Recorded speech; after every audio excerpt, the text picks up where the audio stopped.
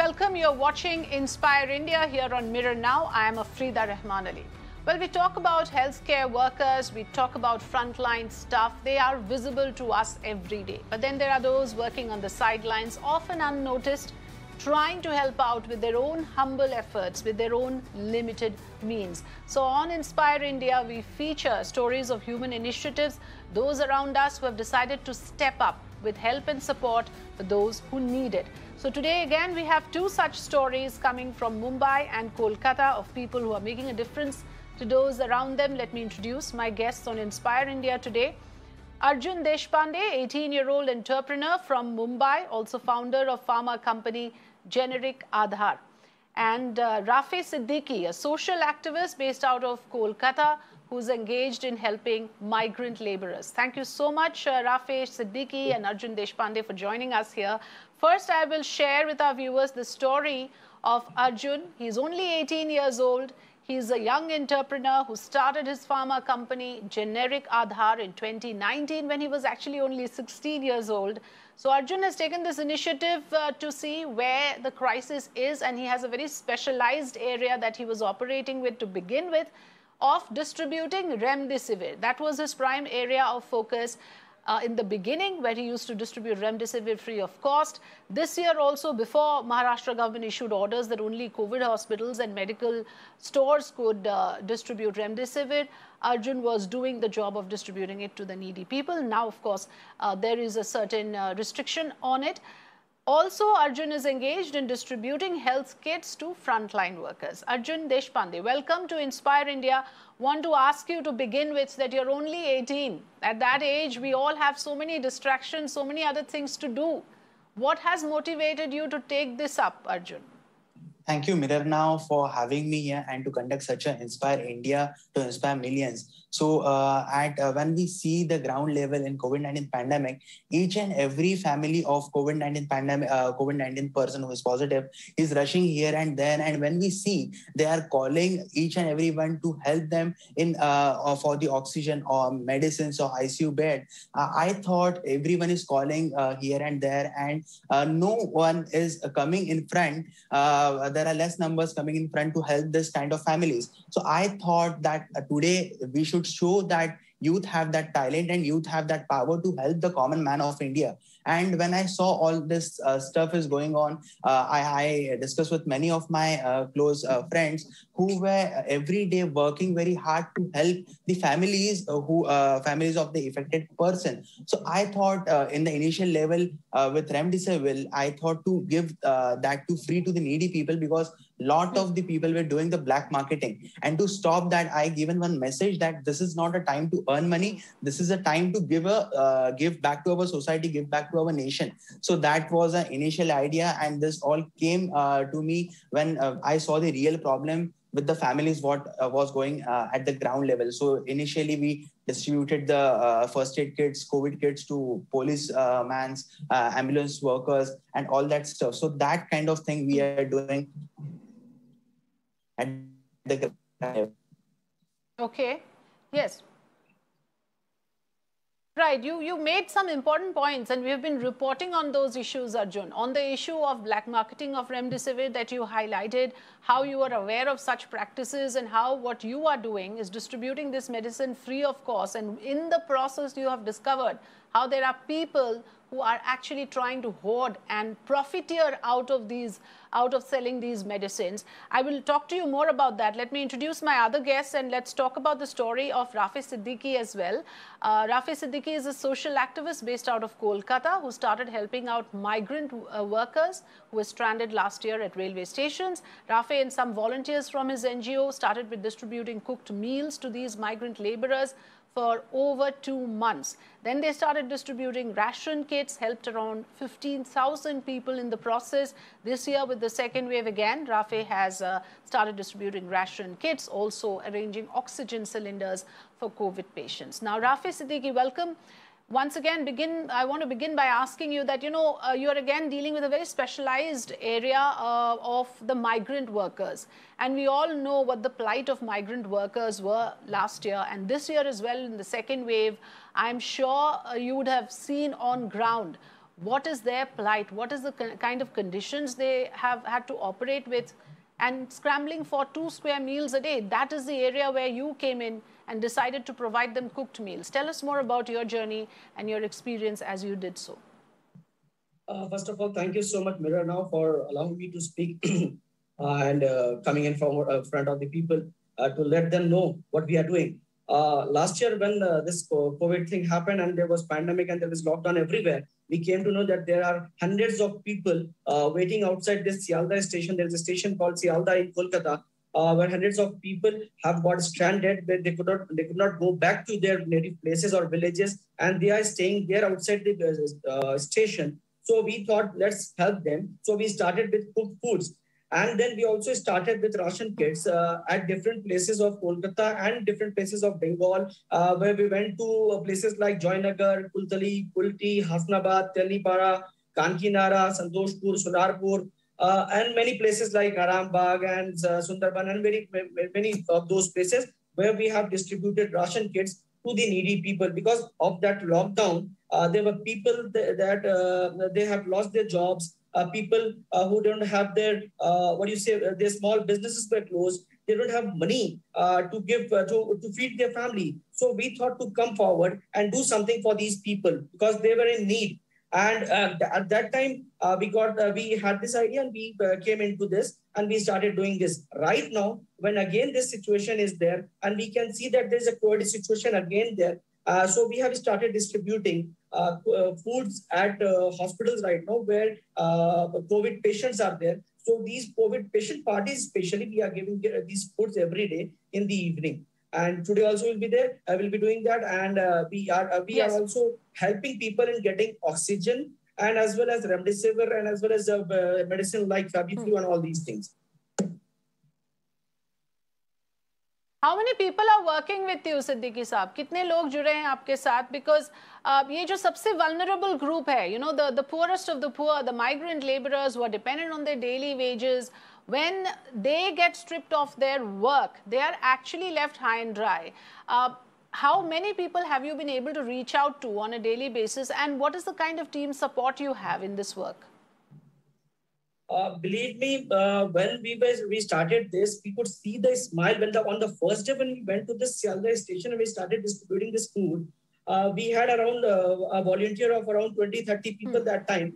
And we started with 200 people, but we had to increase that to 300 to 400 cooked packets every day. And we used to distribute around 400 packets every day in this station. And there were people stranded there. And I could see the smile in their faces because they were left stranded. They didn't have any food. They were little small children.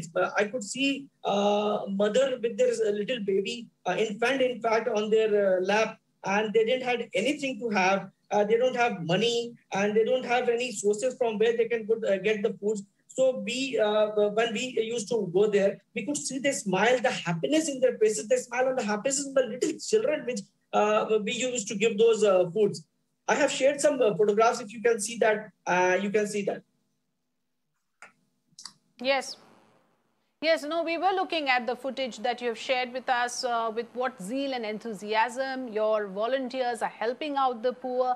And like you said, this is the very basic that you are helping with, the food that they need to survive. One cannot emphasize enough how important this is and the kind of contribution you're doing to help out the needy. Arjun Deshpande, coming to you on the issue that you raised very nicely, and you said that this is our time to give back to the nation, if I remember your words correctly. Is that the spirit then that drives you? Because, I mean, you're young, you have friends, you have other things to do, but you have chosen to do this, Arjun. Sure. So today, across the nation, we have created, after seeing all this stuff, we at the initial level, we were helping the people in our surrounding areas like Thana, Mumbai and all that stuff.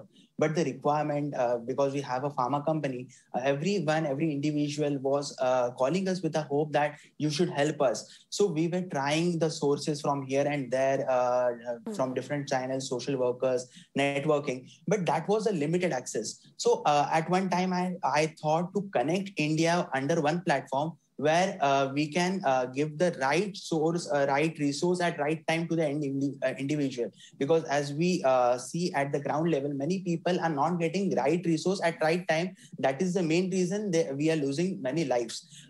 So that was a time I thought we should start an initiative by people for people. We can take the volunteers across the nation, because I see personally young youths are coming in front to help the people via social media, social network, by giving them right resource at right time. So we launch a platform. So from that platform till date, we have given right resource to around 500 plus people, verified for 500 plus people. We have got 55,000 plus visitors on that platform. But for me, if I save one life also, that is also important in today's situation. So everyone, I always tell that we should give 1% what we have and what we can do for the society. So that kind of thing everyone should do in today's situation. What is your online platform called, Arjun? Just for the sake of those who are watching us, and if anybody wants to reach out or contribute, what is it called? So we have a platform called COVID Resources on my website, Arjun Deshpande website. It's a COVID Resources, what we have filled by the people for the people. So they can go on my Instagram handle or LinkedIn handle. They can get. So they can put if they have their own leads for oxygen beds, cylinders or something, because the fight for every COVID patient start at the home. They have to arrange the oxygen cylinder, after that oxygen bed, then ICU bed, ventilator. So that is the fight. And in this fight, many people lose the hope because they don't get the right resource at right time. So that is the main motto what we have to fill on. Yes, this is very important because, you know, younger people are more tech savvy, and you are better equipped to handle this coordinating and collating information. That is such an important kind of service that you're delivering right now. Over and above what you've already said, that you're actively, proactively on ground distributing medicines. But the fact that online you have this platform and you're collating information where everyone can come in, they can check what resources are available with you, if they need anything from there, or if they want to contribute with some information, all of that verified. This is a very, very important area that you're working on, Arjun. Rafay Siddiqui, one more question to you about, you know, the challenges that you would have faced in the process. I want to ask you that often enough we question the civic bodies, the district administration, we question whether they're doing their job well. When someone like you takes an initiative of this nature, do you get any kind of support from, say, your corporator or your legislator for that matter? I'm very thankful to the Kolkata police, because from the very first day when we started this doing this, and the very first day when I went to our local police station along with the letters for the permission, they allowed me to do this, and we started with it. And they, in fact, helped me in getting. In fact, this was only the Kolkata police that they had informed me that there are migrant laborers who are stranded outside Sialda station. So I'm very thankful to the Kolkata police. And in fact, other places also, West Bengal police also helped us while we were going to different places in Bengal. They did not stop us anywhere. They in fact asked us what we are going to do, and we showed them the permission. We showed them that these are the kits we are taking for the poor people, for the people who doesn't have anything to have. And the biggest challenge which we had that time was, since we were procuring a lot of goods to be packed, we were short of places from where we can keep these things and get these things packed. But we were so lucky to have a mosque where they allowed us, local mosque allowed us to use the mosque and get the things back there. And from there, we started procuring things, keeping all the, using that as a go down, keeping all the, the stuffs, and then packing. And in fact, the foods were also cooked inside that mosque only. So these were the things which were being helped by God only, like what I can say. Automatically, all these things were, the helps were coming. And as far as the money is concerned, we are getting phones from different people, from different resources. And they were trying to help us through different sources, through money or what. So they were trying to help us. And when we started distributing these things, we started getting calls from different places of Bengal that this is the particular village where people are stuck, that they don't have anything to have. And these are the poorest of the poor village where people are short of foods. So all these things helped us through social media, and social media was the best platform or what the best source from which we got a lot of help from the people, as well as the source to reach the people. Yes. And everything. Yes, this is the best use of social media that I can see in today's times that people like you, Mr. Siddiqui, are doing. I want to ask both our guests today, to you first, Arjun, that, you know, with this kind of work, where there's a lot of human interaction, you have to take care of your own health and safety as well. On a daily basis, if you're meeting so many people or distributing medicines, how do you do it? How do you take care of your own hygiene, your safety? Even though in Mumbai now the cases are on the decline, but I'm sure you still maintain, enough safety protocols for yourself and for your team of volunteers. Sure, we have to maintain that safety, but when I will just give you one example. One of my volunteer from Delhi, he is a volunteer of ours in Delhi. There was an old woman. No one was to help her. No one from her family was to help her. So that time, at midnight, he have taken her to the hospital. She was COVID positive. He taken her to hospital. He admitted her, and that time he not saw that she is COVID-19 positive, and that infection will be having to him or not. So that is the thing. We have to take care of the senior people first. If no one is helping them, we have to definitely take care as a youth. We have to take care of the safety, but we have to give the priority to the senior people. And I am happy to say that volunteer today, he is taking, he's under the quarantine in his home. And so that kind of thing, every youth is coming in front, and definitely we ourselves also have to take the safety in different measures. But the first is the society and our nation, then ourselves.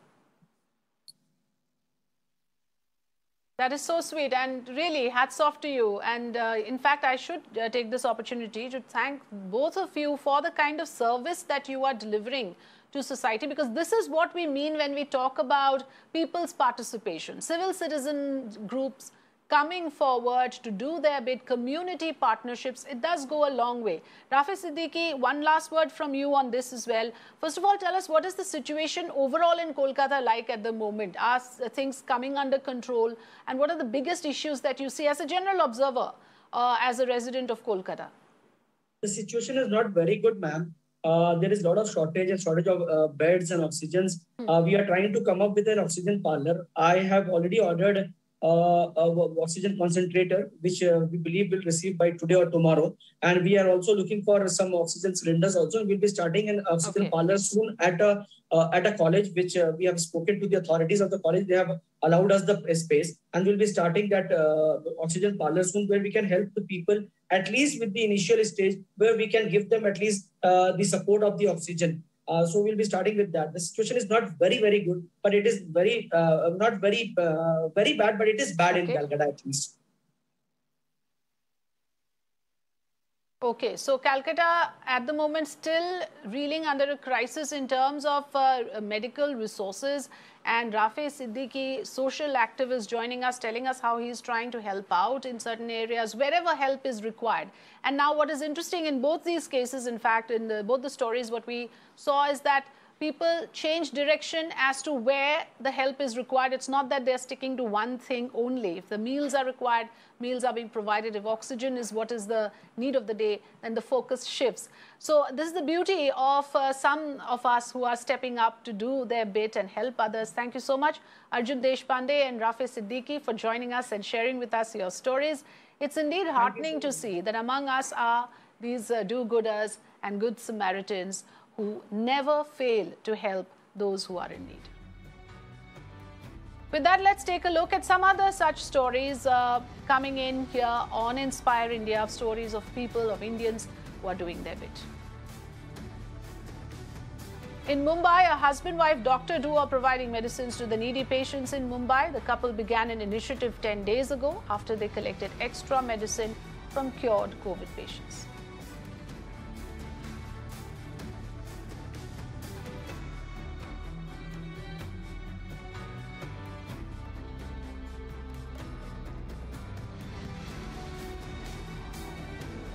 After Odisha CM Naveen Patnaik sanctioned 60 lakh rupees to feed stray animals during lockdown, Officials collaborated with animal rights group People for Animals and distributed food for stray animals across the capital city of Bhubaneswar.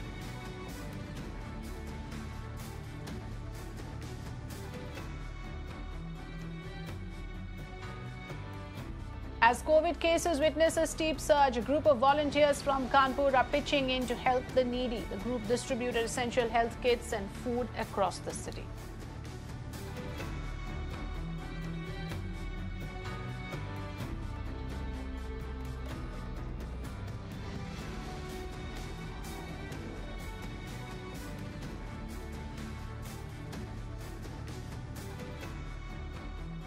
Meanwhile, in Uttar Pradesh's Prayagraj, an engineering student has taken the initiative to help animals. The student provides food to stray animals as curbs have now been imposed across the city.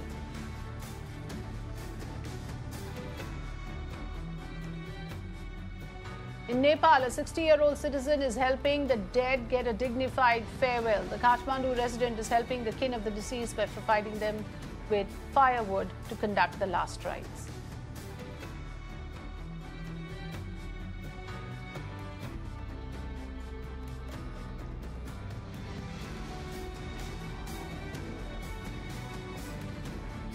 Well, that's it for now. News and updates continue on the other side. Do stay with us. Also visit us on mirrornownews.com and follow us on our social media handles for more updates.